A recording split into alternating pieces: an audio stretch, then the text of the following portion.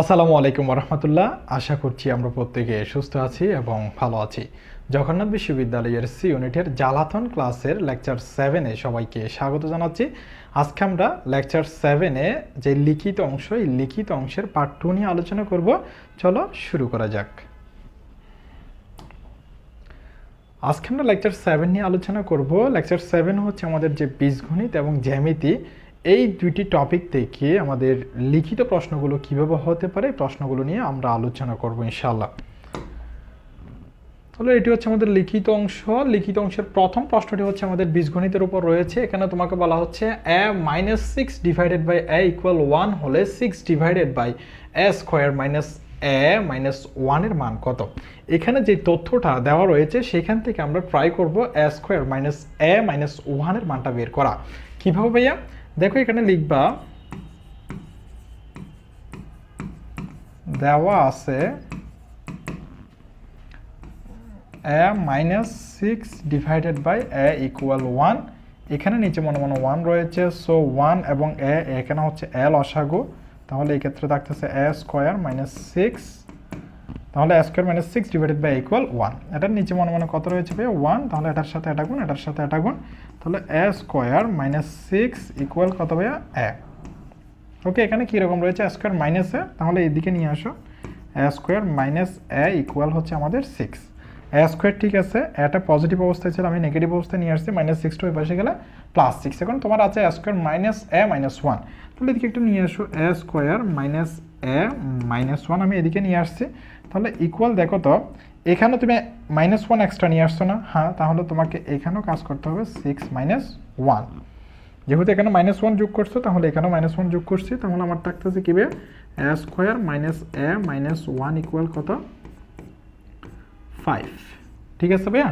হ্যাঁ, তাহলে তোমাকে বলা হচ্ছে 6 divided by a square minus a এর মান কত। আমি একটু এটা ওইদিকে লিখতেছি, তুমি যেটি পাচ্ছ সেটি হচ্ছে ভাই এখানে a স্কয়ার মাইনাস a - 1 = 5। ঠিক আছে, এখন তুমি যে কাজটা করবে সেটা হচ্ছে এটার নিচে মনে মনে 1 রয়েছে, এটার নিচে মনে মনে 1 রয়েছে, এটাকে উল্টাই দিবা। তাহলে 1 divided by a square minus a - 1 = 1 divided by 5। তুমি লিখবে এখানে মানে উল্টিয়ে দিচ্ছ, অর্থাৎ তুমি এখানে যে আমাদের মানটা ছিল সেই মানটাকে হচ্ছে এক্সচেঞ্জ করছো, উপর থেকে নিচে, নিচ থেকে হচ্ছে উপরে। এখন তোমার যেই কাজটা করতে হবে সেটা হচ্ছে দেখো a স্কয়ার মাইনাস a - 1 এটি নিচে নেমে আসছে, কিন্তু এখানে উপরে 6 থাকতে হবে। তাহলে এখানে তুমি 1 × 6 divided by a square minus a - 1 equal, এখানে তো উপরে 6 আনছো, তাহলে এখানেও হচ্ছে তোমাকে কি আনতে হবে? 6 আনতে হবে। 5 আগে থেকে ছিল, এখানে 6 উপরে, তাহলে এখানে একটা 6 নিয়ে আসছো, 6 কাটা, তাহলে আমার মানটা ঠিক আছে। সো আমি এরপরে লিখতে পারবো 6 divided by a square minus a - 1 equal হচ্ছে আমার 5 divided by 6।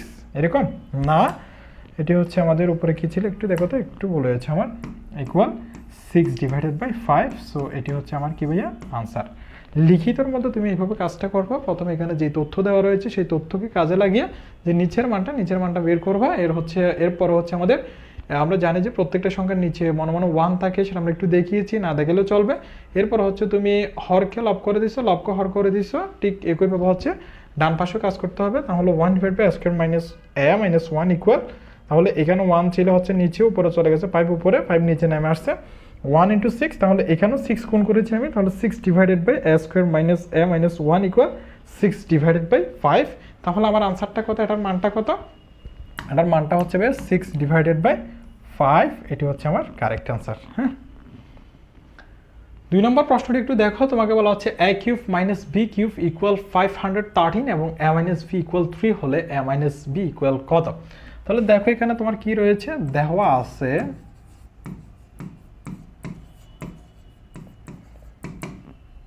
a cube minus b cube equal কত ভাইয়া? 513।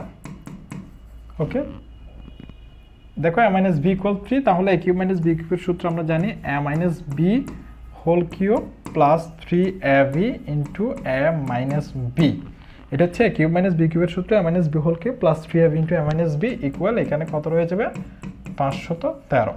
কারণ a মাইনাস বি এর মান কত ভাইয়া 3, তাহলে এটি হচ্ছে আমার 3 whole cube plus 3ab into a minus b এর মান কত আবার 3 ইকুয়াল কত ভাইয়া 513। এরপর হচ্ছে 3 তারিখে নয় 3 নাম কত 27 প্লাস দেখো এখানে 3 এর সাথে 3 গুণ করলে 9ab ইকুয়াল হচ্ছে আমার 513।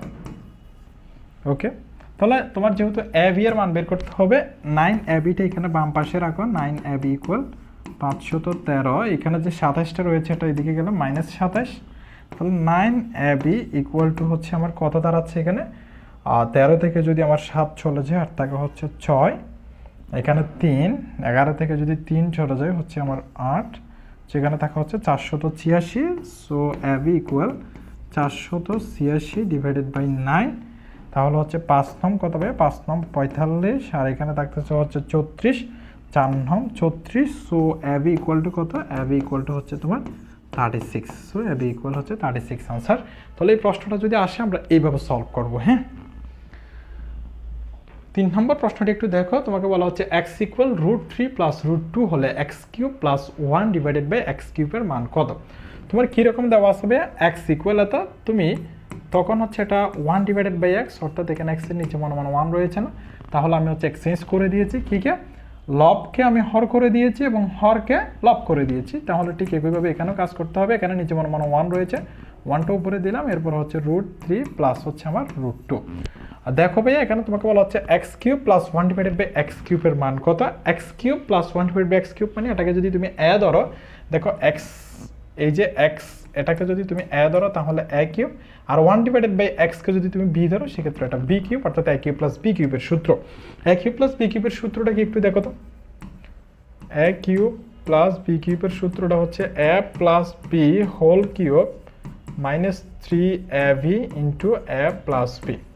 মনে রাখবে এখানে মাইনাস হলে দুই জায়গায় প্লাস, আর এই জায়গায় প্লাস হলে দুই জায়গায় মাইনাস, এবং মনে রাখতে পারো a কিউব মাইনাস b কিউবের সূত্রটাও ঠিক এরকম। তাহলে 1 ডিভাইডেড বাই x, কারণ আমার হচ্ছে 1 ডিভাইডেড বাই x এর মানটা লাগবে। এখন 1 ডিভাইডেড বাই x এর আমি সিম্পল মানটা কীভাবে পাইতে পারি দেখো, এখানে হচ্ছে আমার রয়েছে √3 প্লাস √2, তুমি এখানে √3 প্লাস √2 অথবা অন্য যে মানটা থাকবে তার সাইনটা হচ্ছে চেঞ্জ করে এখানে ঠিক একটি মান গুণ করবো, অর্থাৎ √3 মাইনাস √2, তার বিপরীত মান। √3 প্লাস √2, এটা √3 এটা √2 শুধু মাইনাস গুণ করছে, এখন এই মানটা বেশি আসছে না, তাহলে এখানে উপরে ছিল 1 ইন্টু √3 মাইনাস হচ্ছে √2, তাহলে √3 মাইনাস √2 মাইনাস √2 কাটা যাচ্ছে, ঠিক আগের মতো 1 ডিভাইড বাই √3 প্লাস √2 আসতেছে। তাহলে 1 ডিভাইডেড বাই x ইকুয়াল, এটাকে যদি দেখো এটাকে যদি তুমি a ধরো তাহলে a প্লাস b, দেখো a plus b into a minus b, তাহলে এটা কিসের সূত্র ছিল a স্কোয়ার মাইনাস b স্কোয়ারের, তাহলে a square minus b square হলে দেখো a square minus b square, উপরে থাকতেছে তোমার হচ্ছে ভাইয়া √3 মাইনাস √2, এরকম না, 1 এর সাথে এটা গুণ করলে তো এটাই আসে।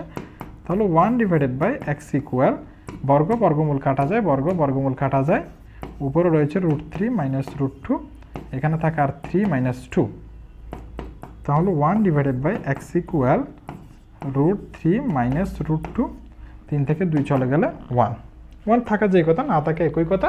তাহলে আমরা এখানে যেটা পেয়েছি সেটা হচ্ছে x equal √3 plus √2, 1 divided by x equal √3 minus √2। যদি কোনো কারণে এমসিকিউতে চলে আসে এটা, তুমি শুধু x equal √3 plus √2 1 divide by x হলে এখানে সাইনটা চেঞ্জ করে দিলে হয়ে যাবে। এখন x cube plus 1 divide by x কিউবের মান কত? তাহলে পদার্থ রাশি x cube plus 1 divided by x cube, তাহলে এটাকে কি করতে পারো দেখো, x whole cube plus 1 divided by x whole cube. হ্যাঁ, তাহলে দেখো x cube plus 1 divide by x whole cube a cube plus b cube, তাহলে a কিউব প্লাস b কিউবের সূত্র কি a plus b whole cube minus 3a into b, a plus b whole cube minus 3ab into a plus b। Okay, এখন x এর মান তুমি কত পেয়েছো ভাইয়া? √3 প্লাস √2 বসিয়ে দাও, √3 প্লাস √2 প্লাস 1 বাই x এর মান কত পেয়েছো? √3 মাইনাস √2, √3 মাইনাস √2 হলো হোল কিউব এক্স কাটা উপর নিচে -3 ইন্টু এক্সের মান কত √3 প্লাস √2 প্লাস 1/x এর মান কত √3 -√2 ওকে প্লাস √2 -√2 কাটা এখানে হচ্ছে আমাদের প্লাস √2 -√2 কাটা হ্যাঁ ওকে তাহলে এখানে √3 এখানে √3 কত থাকতেছে ভাইয়া 2√3 না দেখো তো একটু প্লাস বি হোল কিউব হ্যাঁ তাহলে 2√3 এখানে √3 এখানে √3 তাহলে থাকতেছে আমার 2√3 উপরে থাকতেছে হোল কিউব -3 ইন্টু এখানে থাকতেছে √3 এখানে থাকতেছে √3 তাহলে এখানেও হচ্ছে আমার থাকতেছে 2√3 3টা আগে থেকে ছিল এখানে √3 এখানে √3 তাহলে দুইটা √3 তাহলে দেখো 2 কিউব মানে 2 দুগুণে 4 4 দুগুণে হচ্ছে 8 8 এরপর হচ্ছে √3 এর উপর আবার কিউব √3 এর উপর কিউব মানে এভাবে দেখো একটাকে আমি √3 হোল স্কয়ার ইন্টু √3 তাহলে এই বর্গমূল কাটা যায় তাহলে আর থাকে 3√3 সো 8 ইন্টু 3√3 মাইনাস হচ্ছে 6√3 তাহলে 3 আর 24 24√3 মাইনাস 6√3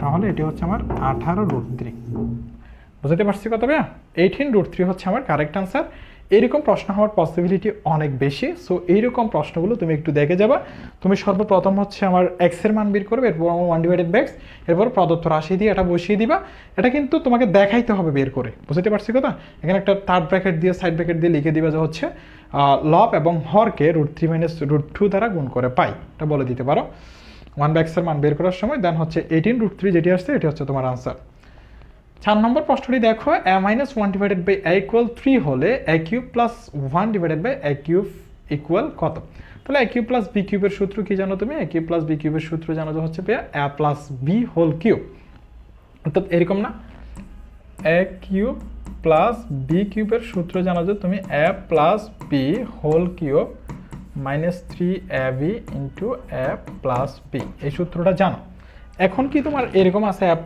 b আছে না এখন তো a - b আছে তখন তুমি যে কাজটা করবে এখান থেকে লিখে শুরু করবা a - 1/a = 3 ভাই আমাকে তো a³ + b³ যেহেতু এই ফরম্যাটে আছে আমাকে a + b হোল কিউব অর্থাৎ এই সাইনটা আমাকে পজিটিভ নিয়ে আসতে হবে তাই না হ্যাঁ এটার জন্য তুমি যে কাজটা করবে এখানেও বর্গ করে দিবে এখানেও বর্গ করে দিবে তাহলে a - 1/a whole square equal to কত ভাইয়া 9 বুঝাইতে পারছি কথা ওকে এখন a - 1/a হোল স্কয়ার মানে হচ্ছে a - b হোল স্কয়ারের সূত্র কি a - b হোল স্কয়ারের সূত্রটা হচ্ছে ভাইয়া a + b whole square -4ab তাহলে ইকুয়াল কত আছে ইকুয়াল হচ্ছে 9 আবার দেখো a - b হোল স্কয়ার সমান a + b whole square -4ab এখন a কাটা যায় তাহলে আমার থাকতেছে হচ্ছে a + 1/a whole square equal 9 -4টা এই পাশে গেল হচ্ছে +4 so a + 1/a whole square সমান হচ্ছে 13 এখন এটাকেও তুমি বর্গ করে দাও এটাকেও তুমি বর্গ করে দাও বর্গমূল কাটা যায় তাহলে আর থাকতেছে a + 1/a ইকুয়াল √13 এতটুকু মান আসছে তাহলে আমি মাইনাস ওয়ালা যেটা ছিল আমাদের আমি এটাকে প্লাস ওয়ালা বানাইছি কোনো রকম সূত্র করে এখন আমাকে বলা হচ্ছে যে a³ + 1/a³ ইকুয়াল কত তাহলে প্রদত্ত রাশি প্রদত্ত রাশিটা হচ্ছে ভাইয়া a³ + 1/a³ তাহলে a whole cube + 1/a whole cube okay a³ + b³ এর সূত্র তাহলে কি হবে ভাইয়া a + b whole cube -3ab *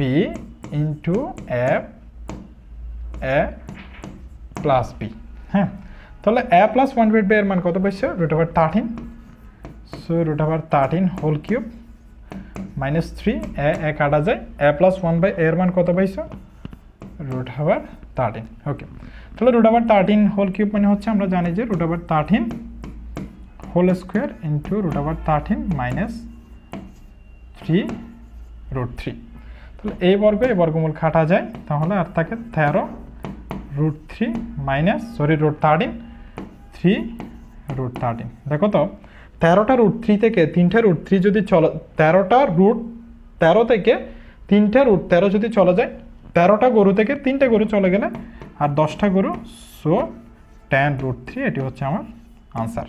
লিখিত প্রশ্নগুলো এরকম হওয়ার পসিবিলিটি রয়েছে, সো এরকম প্রশ্নগুলো তুমি একটু দেখে যাবা। এরপরে দেখো 5 নম্বর প্রশ্নটি তোমাকে বলা হচ্ছে a square minus √2a minus 1 equal 0 হলে a cube minus 1 divided by a কিউবের মান কত? দেখো তোমার কি আছে, a square minus √2a plus 1 equal 0। তুমি এখানে যে কাজটা করবা, যেহেতু a cube minus 1 by a cube বলা হচ্ছে, তোমার এই সূত্রটা যদি একটু অ্যানালাইসিস করো সেক্ষেত্রে তুমি কি দেখতে পাও, a cube minus 1 by a cube অর্থাৎ a minus b whole cube সমান হচ্ছে a কিউব মাইনাস b কিউবের সূত্রটা হচ্ছে a minus b whole cube plus 3ab into a minus b। হ্যাঁ, a minus b whole cube সমান হচ্ছে আমাদের a cube minus b cube সমান হচ্ছে a cube minus b cube সমান a minus b whole cube plus 3ab into a minus b। তাহলে এটাকে আমাকে a minus 1 divided by a এরকম করে সাজাইতে হবে। তুমি যে কাজটা করবা, প্রত্যেক জায়গায় a দিয়ে ভাগ দিয়ে দিবা, তাহলে a দিয়ে ভাগ দিয়ে দিলে a square divided by a মানে a থাকে minus √2 plus 1 divided by a, এটা তো মাইনাস, এক্সট্রিমলি সরি। ওকে, দেখো একটু, এটা a square minus √2a minus 1, তাহলে এখানে সব জায়গায় হচ্ছে আমি a দিয়ে ভাগ দিয়েছি, a দিয়ে ভাগ দিলে এটা কাটা √2 থাকে minus 1 divided by a equal হচ্ছে আমার 0। হ্যাঁ, এখন আমি যে কাজটা করব, a minus 1 divided by a equal minus √2 ওই পাশে পাঠিয়ে দিচ্ছি, তাহলে এটা হয়ে যাবে প্লাস √2। ওকে, তাহলে a minus 1 divided by a এর মান আমি পেয়ে গেছি। তাহলে এখন তুমি সোজাভাবে লিখতে পারবে কিভাবে, প্রদত্ত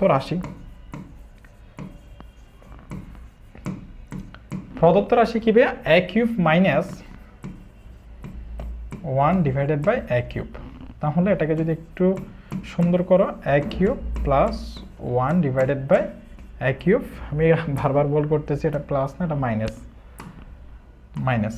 তাহলে a cube minus 1 divide by a whole cube, তাহলে এটা হবে a minus b whole cube plus 3ab into a minus b অর্থাৎ a minus 1 divide by a minus 1 divide by a whole cube, অর্থাৎ এটার মান কত ছিল, √2, সো এটা হচ্ছে √2 হোল কিউব প্লাস 3a কাটা a minus 1 divided by a মানে হচ্ছে √2, তাহলে √2 হোল কিউব সমান হচ্ছে আমাদের √2 হোল স্কোয়ার ইন্টু √2 প্লাস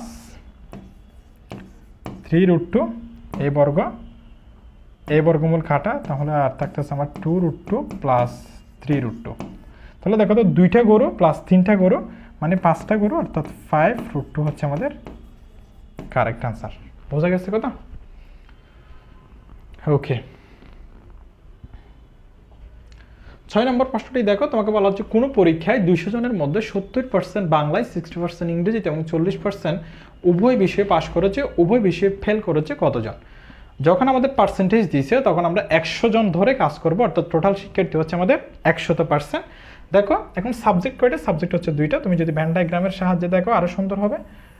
দেখো আপনি কি দিলেন, এটা তোমাকে বলা হচ্ছে 200 জনের মধ্যে 70% বাংলায়, 60% ইংরেজিতে এবং 40% উভয় বিষয়ে। উভয় মানে হচ্ছে এখানে মাঝখানের গড়টা হচ্ছে উভয় বিষয়। বুঝতে পারছি কথা? কেমনে ভাইয়া একটু দেখো, এই যে আমি প্রথম যে গড়টা দিছি এই গড়টা মনে করো হচ্ছে এটি বাংলা, লাল গড়টা কি বাংলা। ওকে, আবার আমি যেটা এর পরের একটা গড় দিছি, এটা এই যে এতটুকু এটি হচ্ছে আমার ইংরেজি। হ্যাঁ, ওকে, এখন তোমার কি বলা হচ্ছে কোনো পরীক্ষায় 200 জনের মধ্যে 70% বাংলায়, 60% ইংরেজিতে এবং 40% উভয় বিষয়ে পাশ করেছে। তাহলে 40% যেটা আছে সেটা বাংলাতেও আছে, ইংরেজিতে আছে, উভয় পাশ করেছে। এখন তোমাকে বলা হচ্ছে আবার 70% বাংলায়, 70% বাংলা মানে বাংলাটা সম্পূর্ণ লালটা, এখানে যদি 40% হয় এখানে হবে 30%, তাহলে এই বাংলার লাল দাগের ভিতরে 30 আর 40 70%। 60% ইংরেজিতে, এখানে 40%, তাহলে এখানে হবে 20%। বুঝতে পারছি কথা? তাহলে এটি হচ্ছে ইংরেজি, এটি হচ্ছে আমার 60% আর এটি হচ্ছে 70%, আবার দুইজনের মাঝে হচ্ছে আমাদের 40%। তখন তোমাকে লিখতে হবে এখানে শুধু বাংলায় পাশ করে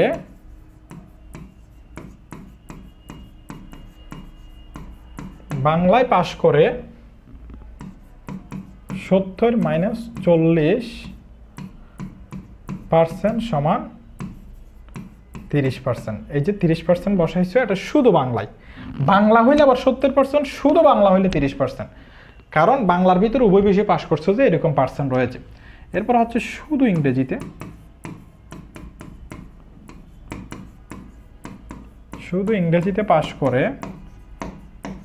শুধু ইংরেজিতে পাশ করা হচ্ছে টোটাল কত 60%, তাহলে 60 - 40% সমান 20%। এটা হচ্ছে কি শুধু ইংরেজিতে, শুধু ইংরেজিতে। ওকে, এরপর হচ্ছে ভাইয়া উভয় বিষয়ে,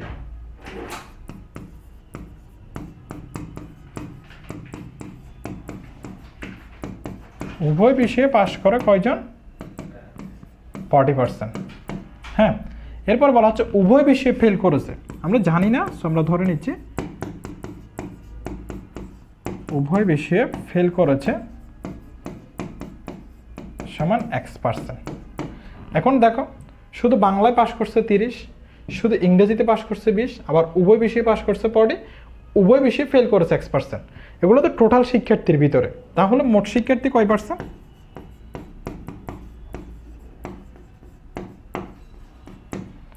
মোট শিক্ষার্থী হচ্ছে 100%। তাহলে একটু দেখো এই 100% থেকে যদি আমি মাইনাস শুধু যারা বাংলায়, শুধু যারা ইংরেজি, হ্যাঁ, এরপর হচ্ছে উভয় বিষয়ে পাস, এরপর হচ্ছে উভয় বিষয়ে ফেল। দেখো এই 100% এই শিক্ষার্থীগুলো সমান হবে শুধু বাংলায়, শুধু ইংরেজি, উভয় বিষয় প্লাস হচ্ছে ফেল। এখানে সব ধরনের শিক্ষার্থী আছে, সব ধরনের শিক্ষার্থী মিলে কয় পার্সেন্ট? 100%। সো এগুলো এদিকে নিয়ে আসো, তখন উভয় বিষয়ে যে ফেল করছে X এর মানটা চলে আসবে। আবার দেখো 100% শিক্ষার্থী, সেখানে কারা কারা আছে? যারা শুধু বাংলায় পাস করছে, শুধু ইংরেজিতে পাস করছে, উভয় বিষয়ে পাস করছে, উভয় বিষয়ে ফেল করছে।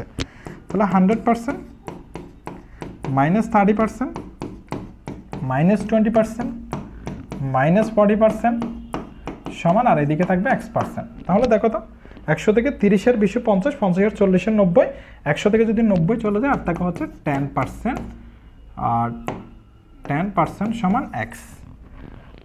10% সমান কারা? X, অর্থাৎ X ইকুয়াল আমার কত আসতেছে 10%। X ইকুয়াল 10%, মানে 10% শিক্ষার্থী কি করেছে? উভয় বিষয়ে ফেল করেছে 100%-এর মধ্যে। তাহলে 200 জনের মধ্যে 200 জনের 10% কত? তাহলে উভয় বিষয়ে ফেল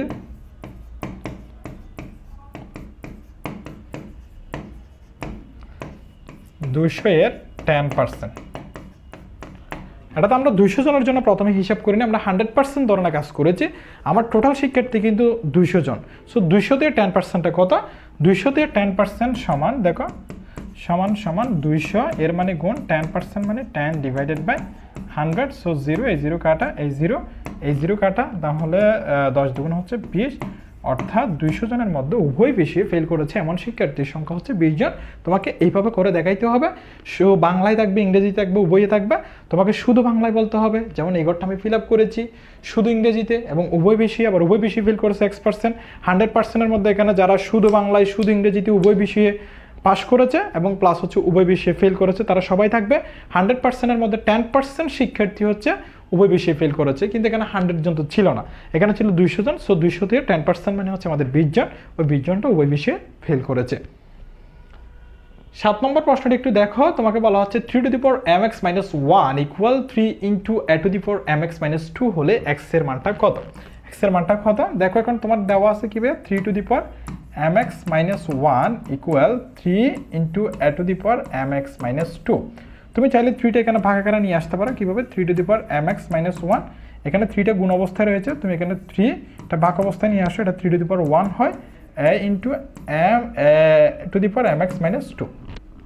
এখন এটাও 3, এটাও 3, তাহলে আমাদের বৃত্তি একই, ভাগের বেলায় পাওয়ার কি হয়? বিয়োগ হয়। তাহলে 3 টু দি পাওয়ার mx - 1 পাওয়ার বিয়োগ মানে হচ্ছে এটা -1 equal a to the power mx - 2।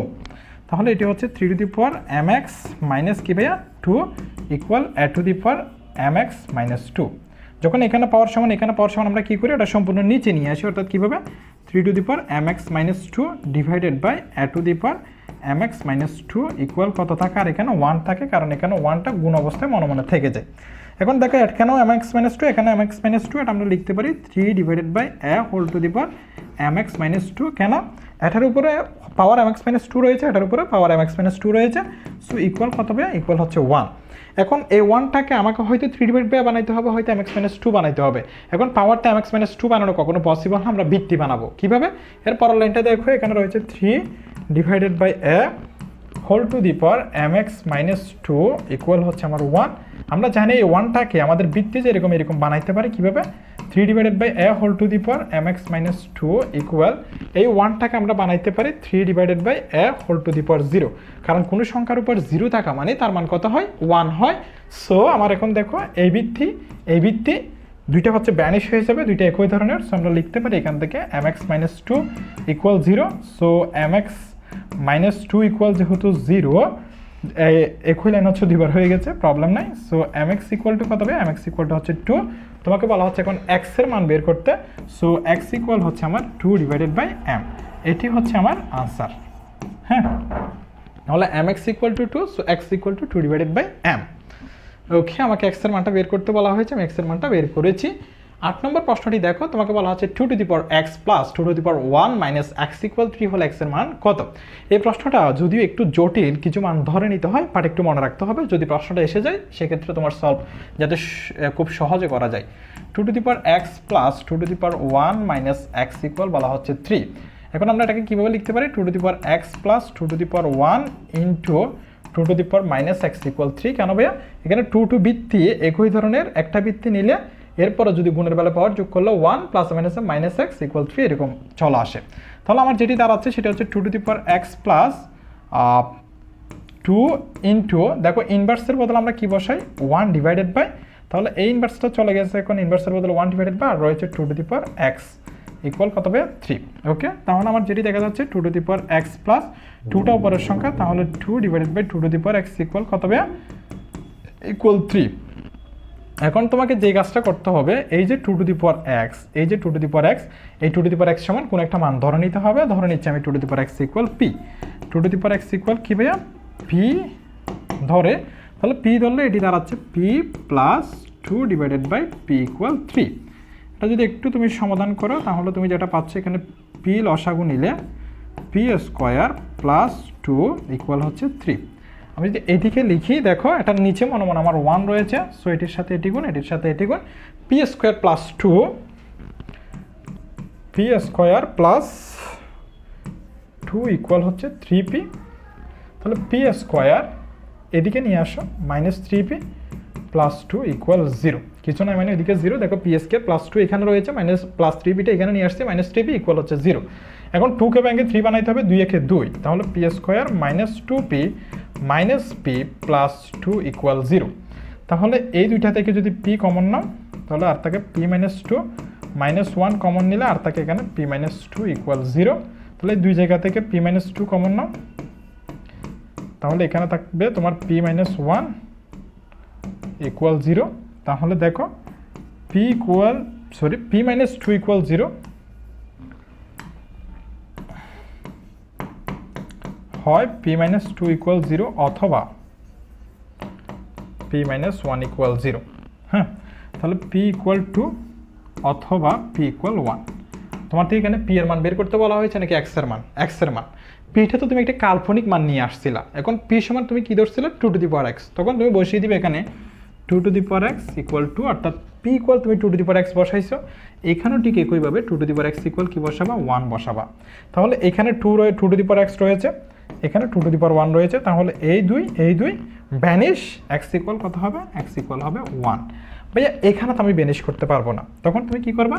2 to the power x equal 1কে তুমি বৃত্তির সাথে মিলাই লিখবা 2 টু দি পাওয়ার 0, কারণ বৃত্তি যত থাকবে তার উপর যদি 0 দাও সেক্ষেত্রে মান কত আসবে? 1 আসবে। তুমি এখানে 5 থাকলে 5 টু দি পাওয়ার 0 দিতা, কোনো সমস্যা হতো না। তাহলে এই টু ভ্যানিশ, x ইকুয়াল কত থাকবে? x ইকুয়াল হচ্ছে 0। তাহলে x এর মান কয়টা আসছে ভাইয়া? x এর মান আসছে 2টা। তুমি লিখবা সুতরাং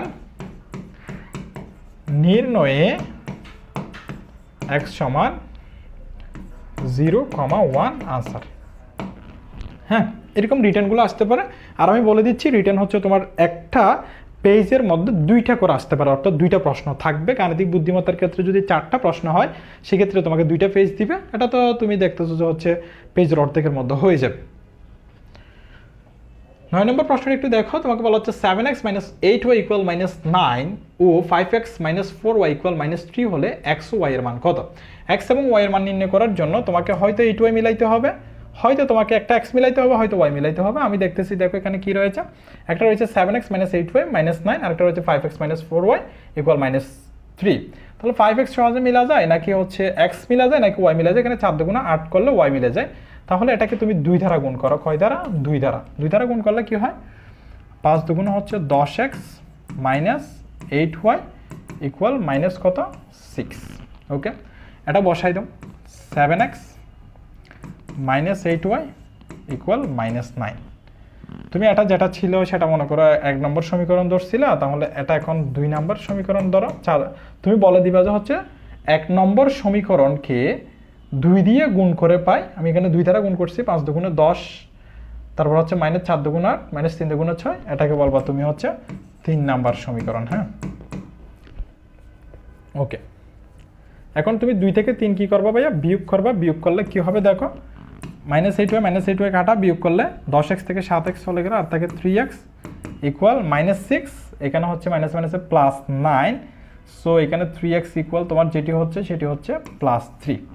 তাহলে x = হচ্ছে 3/3, সো x = কত? x = হচ্ছে 1।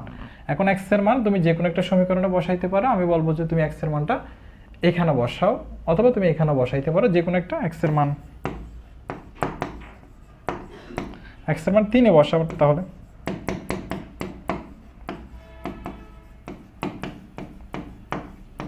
3 এ বসিয়ে পাই 5x মানে হচ্ছে আমার 5 × 1 - 4y = -3। তাহলে -4y = হচ্ছে আমার -3, ওইদিকে চলে গেলে এটি হয়ে যাবে +5 না? হ্যাঁ, এটি হয়ে যাবে +5। সো -4y = যেটি দাঁড়াচ্ছে সেটি হচ্ছে 2। হ্যাঁ, 2 না? এরকম না? হ্যাঁ, ওকে। তাহলে -4y = 2, -4y = 2, so y = 2 divided by হচ্ছে -4। তাহলে y = যেটি হচ্ছে সেটি হচ্ছে -1/2, এরকম না? যেটি হচ্ছে আমার 3 নম্বর সমীকরণ। 3 নম্বর সমীকরণে যদি আমি বসাচ্ছি তাহলে হচ্ছে এটা 5x মানে 5 × 1 - 4y = হচ্ছে -3। সো x = আমি পেয়েছি 1, সো x = 5 × হচ্ছে 4y, ওকে, = -3। তাহলে -4y = -3 হচ্ছে +5, 4y = হচ্ছে 2, -4y = 2, সো y = হচ্ছে আমার 1/2, এরকম না? ওকে, তাহলে ভাইয়া এই ম্যাথটি বোঝা গেছে কিনা একটু দেখো তো। এই ম্যাথটি বোঝা গেছে কিনা? এই ম্যাথটি একটু বোঝা গেছে কিনা দেখো। আমরা যে x এর মান এবং হচ্ছে y এর মান নির্ণয় করেছি সেটা, x এবং y এর মানটা কি আমার কারেক্ট এসেছে সেটি একটি কথা আমি একটু দেখি আবারও। x এর মান 5 একে 5 মাইনাস হচ্ছে 4y = হচ্ছে -3। এখন হচ্ছে 5 একে 5 -4y = হচ্ছে আমার -3 আগে থেকে ছিল, এটা হচ্ছে +5। তাহলে এখানে দাঁড়াচ্ছে আমার 2y = হচ্ছে 1/2, y = 1/2 না? ওকে, এখানে একটু দেখবে x, y এর মানটা হচ্ছে 1, -1/2। 10 নম্বর প্রশ্নটি একটু দেখো, একটি বাক্সে 5টি লাল, 10টি কালো এবং 6টি সাদা বল আছে। বাক্স থেকে দৈবভাবে একটি বল নেওয়া হলে বলটি কালো বা লাল হওয়ার সম্ভাবনা কত? দেখো, একটি বাক্সে 5টি লাল, 10টি কালো, 6টি সাদা বল আছে। তাহলে দেখো মোট বল কয়টি? মোট বল সমান 5 + 10 + 6, তাহলে হচ্ছে আমার 21টি। এরপরে বলা হচ্ছে বাক্স থেকে দৈবভাবে একটি বল নেওয়া হলে বলটি কালো বা লাল, তাহলে কালো বা লাল বলের সংখ্যা, কালো বা লাল বল মানে হচ্ছে কালো এবং লাল দুইটা যোগ হবে। তাহলে কালো হচ্ছে 10টি এবং লাল হচ্ছে 5টি, তাহলে 10 প্লাস 5 সমান হচ্ছে 15টি। ওকে, এখন তোমাকে বলা হচ্ছে কালো বা লাল হওয়ার সম্ভাবনা।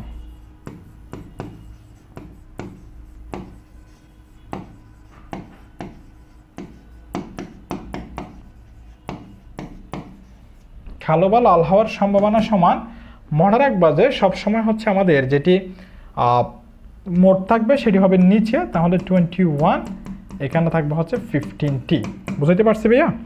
তাহলে আমাদের মোট কোথায় থাকবে? মোট থাকবে যে হচ্ছে আমাদের সবসময় হচ্ছে নিচে, এবং যেটি হচ্ছে আমাদের খুঁজবে সেটি থাকবে কোথায়? সেটি থাকবে হচ্ছে আমাদের উপরে।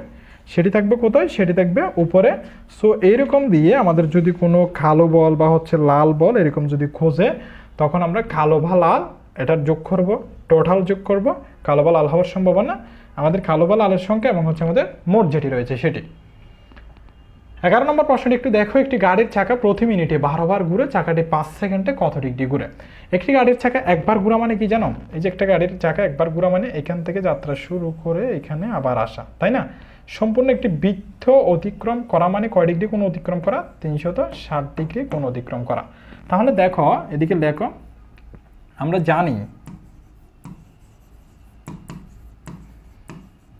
জানি একটি চাকা একবার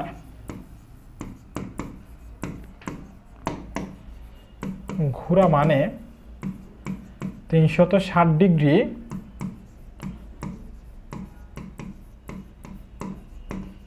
কোণ উৎপন্ন করা।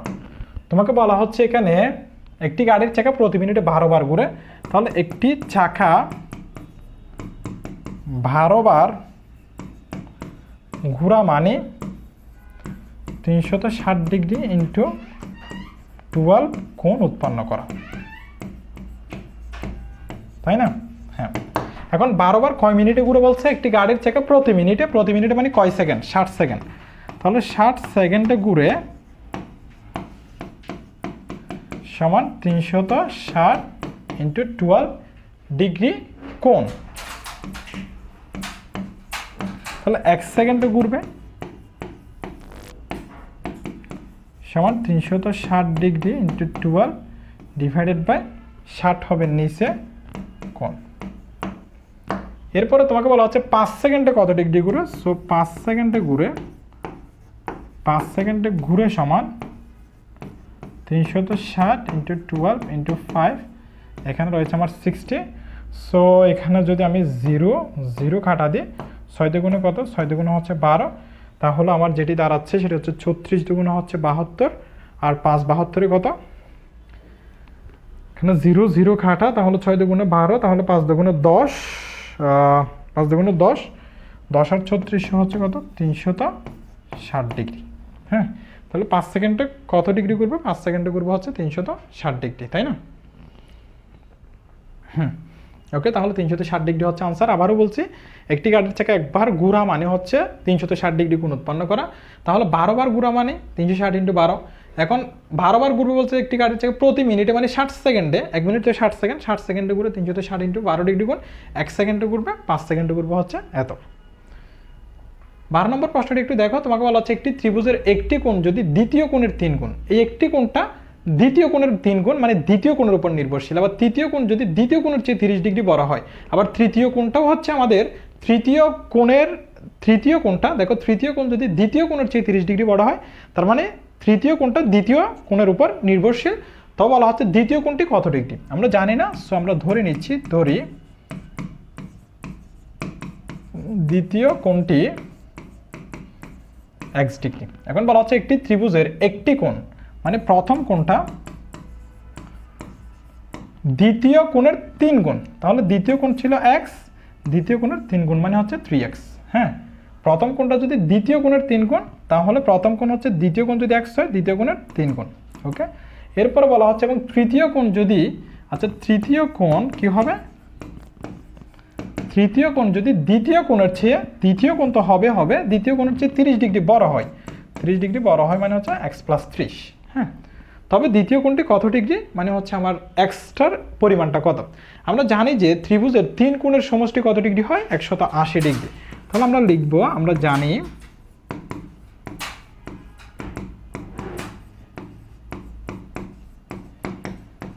ত্রিভুজের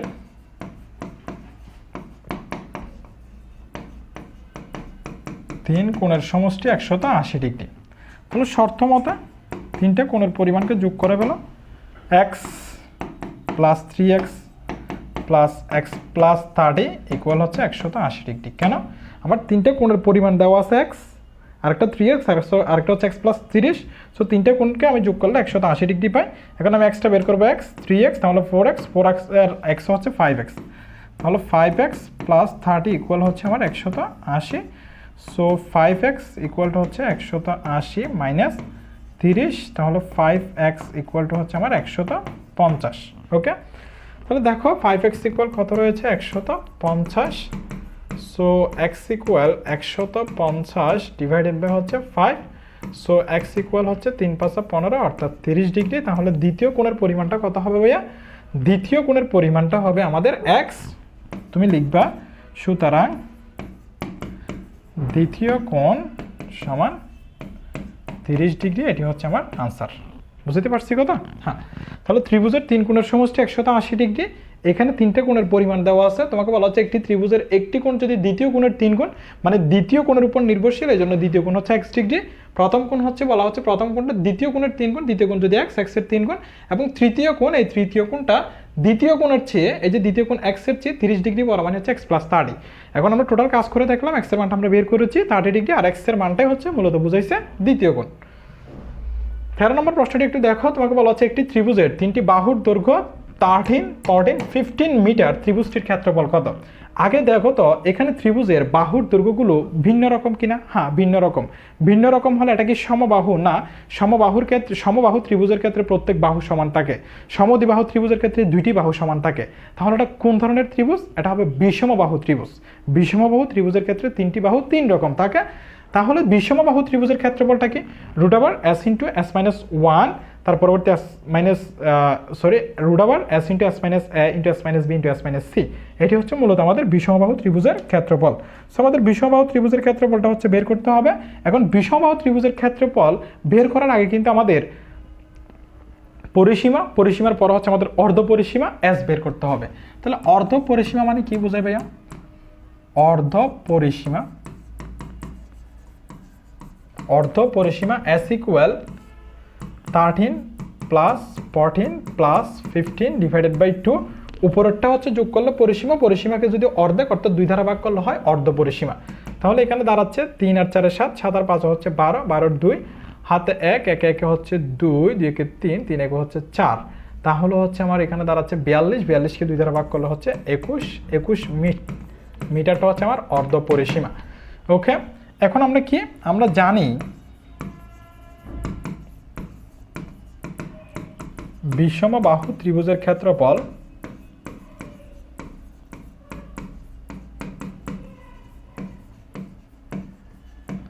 বিষমবাহু ত্রিভুজের ক্ষেত্রফল সমান root over s into s minus a into s minus b into s minus c। Okay, এখন অর্ধ পরিসীমা কত আসতে হবে? অর্ধ পরিসীমা আসছে 21 ইন্টু 21 মাইনাস a মানে হচ্ছে আমার 13।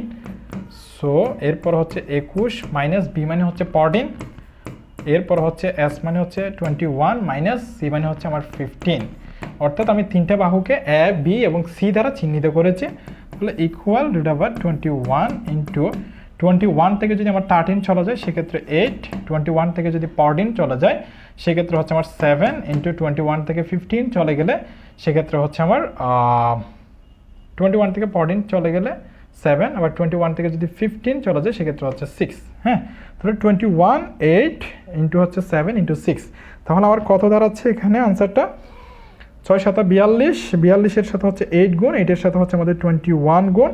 সো 21 গুণ করলে এক্ষেত্রে আমরা বর্গমূল করলে এটি হচ্ছে সাধারণত 84 স্কোয়ার পাবো। সো এটি হবে 84 বর্গ মিটার।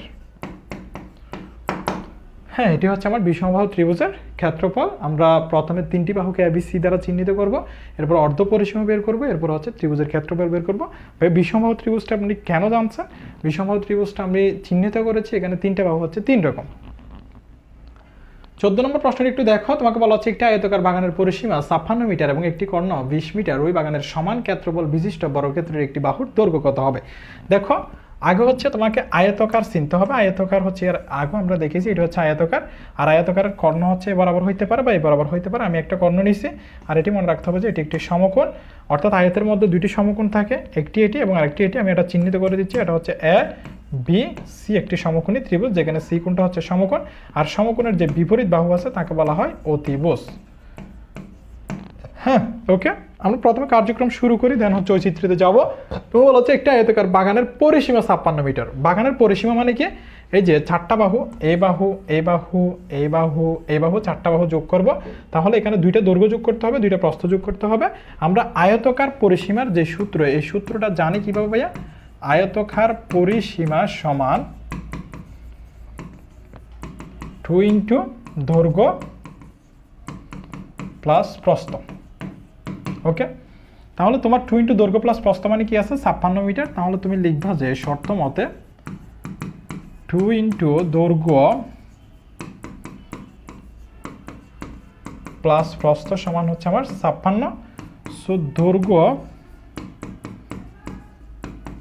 প্লাস প্রস্থ সমান 56 ডিভাইডেড বাই 2, কারণ 2টা হচ্ছে এখানে গুণ অবস্থা ছিল, এখানে ভাগাকারে চলে যাবে, তাহলে এখানে হচ্ছে তোমার 28 মিটার। হ্যাঁ, এটা হচ্ছে দৈর্ঘ্য যোগ প্রস্থ সমান হচ্ছে, দৈর্ঘ্য যোগ প্রস্থ সমান হচ্ছে আমাদের 28, অর্থাৎ 28 মিটার। এখন তুমি এখানে একটু দেখো, যদি তুমি চিন্তা করো এটি হচ্ছে দৈর্ঘ্য এসিটা, আর এটি হচ্ছে প্রস্থ, আর এটি হচ্ছে অতিভুজ। সো এই ক্ষেত্রে সমকোণের ক্ষেত্রে চিন্তা করলে এটি হচ্ছে লম্ব, এটি হচ্ছে আমাদের ভূমি। তাহলে দৈর্ঘ্য যোগ প্রস্থ সমান হচ্ছে আমার 28 মিটার আসছে। তুমি যদি এই থেকে কাজ করো সেক্ষেত্রে দেখো দৈর্ঘ্য যোগ প্রস্থ হোল স্কোয়ার ইকুয়াল হচ্ছে 28 স্কোয়ার। কেন, আমি বাম পাশ এবং হচ্ছে ডান পাশ উভয় পক্ষে বর্গ করেছি, তাহলে এটা এ প্লাস বি হোল স্কোয়ারের সূত্র পড়েছে। এ প্লাস বি হোল স্কোয়ারের সূত্র পড়লে কী হবে, এ স্কোয়ার প্লাস 2ab। 2ab মানে হচ্ছে 2 ইন্টু দৈর্ঘ্য গুণন প্রস্থ, অর্থাৎ a square plus 2ab plus b square equal হচ্ছে 28 স্কোয়ার।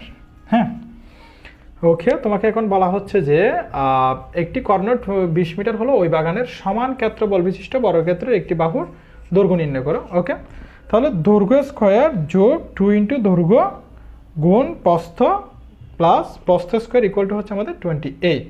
ওকে, অথবা তুমি এই জায়গায় কাজ করতে পারতা যে অতিভুজ স্কোয়ার সমান লম্বা স্কোয়ার প্লাস ভূমি স্কোয়ার, এটা দিয়ে আমরা কাজ করবো। দেখো তাহলে আমার এখানে আসতে হচ্ছে দৈর্ঘ্য স্কোয়ার, প্রস্থ স্কোয়ারটা তুমি এই পাশে নিয়ে আসো, প্রস্থ স্কোয়ার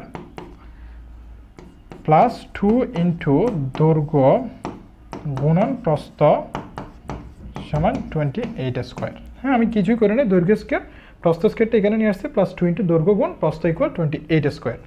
এখন দেখো তো আবার এখানে আমি যেটি পাচ্ছি সেটি হচ্ছে সমকোণী ত্রিভুজ হচ্ছে এতটুকু, এবিসিটা।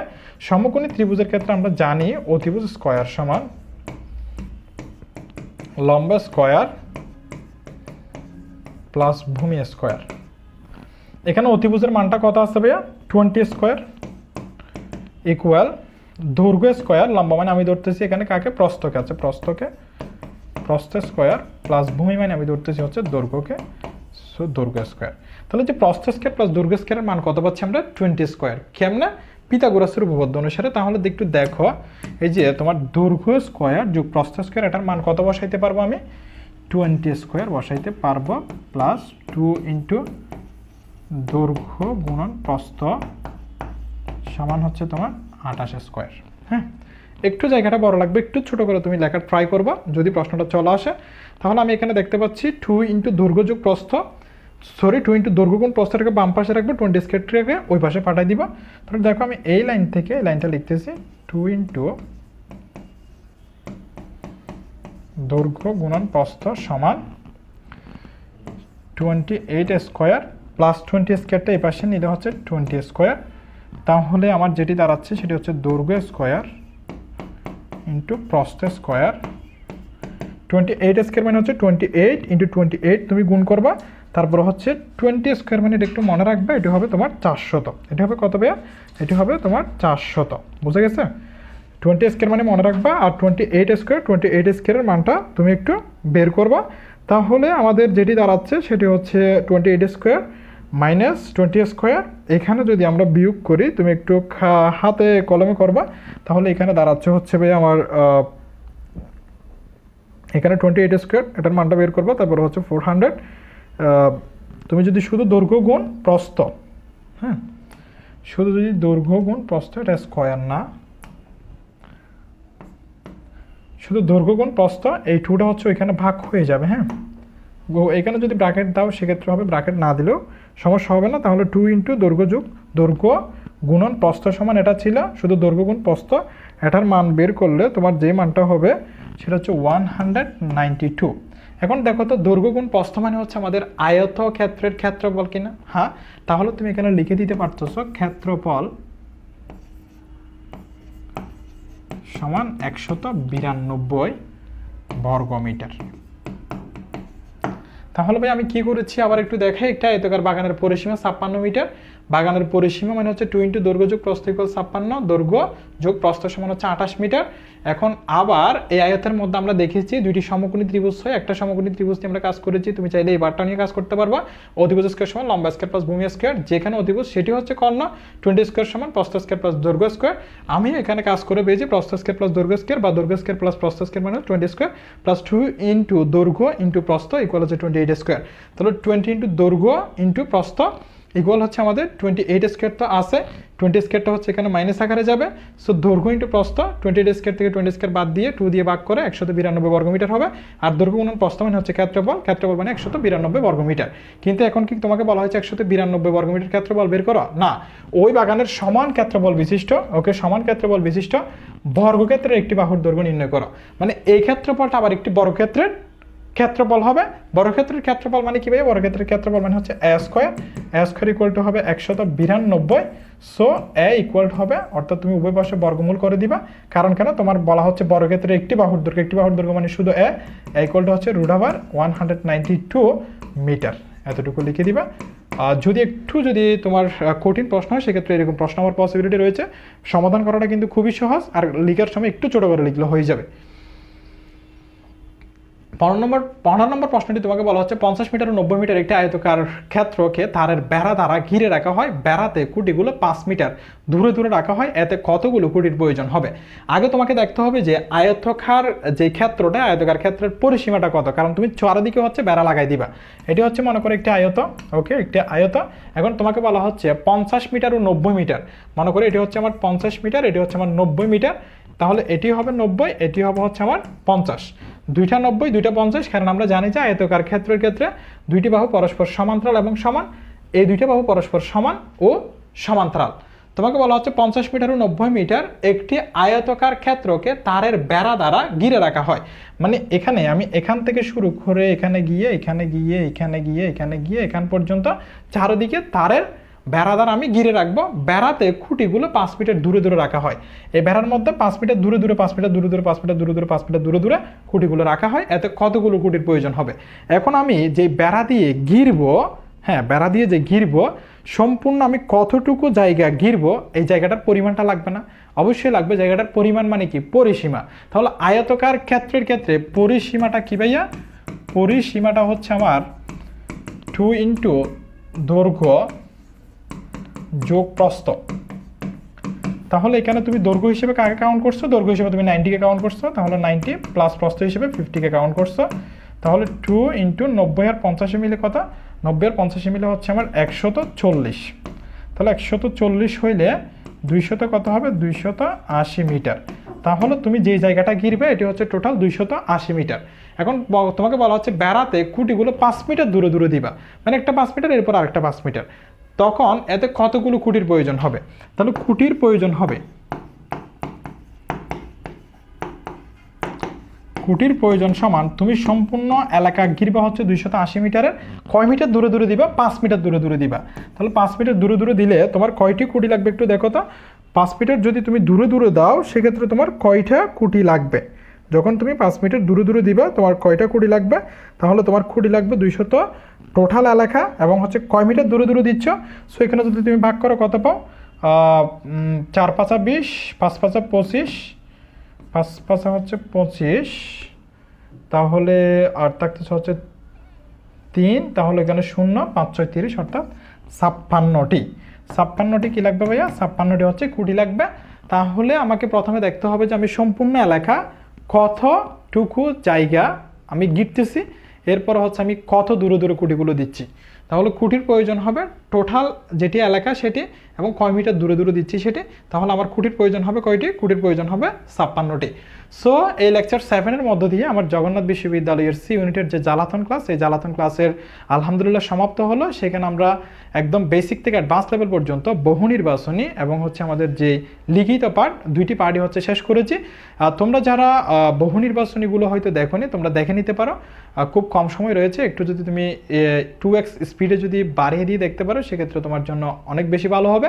আর এমনও হইতে পারে যেগুলো আমি এমসিকিউ সিরিজে করাইছি সেগুলো কিন্তু আবার লিখিত তো চলে আসতে পারে। সো আমি এখানে প্রত্যেকটা বহু নির্বাচনী বলো লিখিত বলো আমি অ্যানালাইসিস করার ট্রাই করেছি। তুমি যদি ওইভাবেও লিখে দাও সেক্ষেত্রে লিখিতটা হয়ে যাবে ইনশাল্লাহ। সকলের জন্য দোয়া এবং শুভকামনা রইল। সকলের সুস্বাস্থ্য এবং দীর্ঘ কামনা করছি। ধন্যবাদ সবাইকে। আসসালামু আলাইকুম।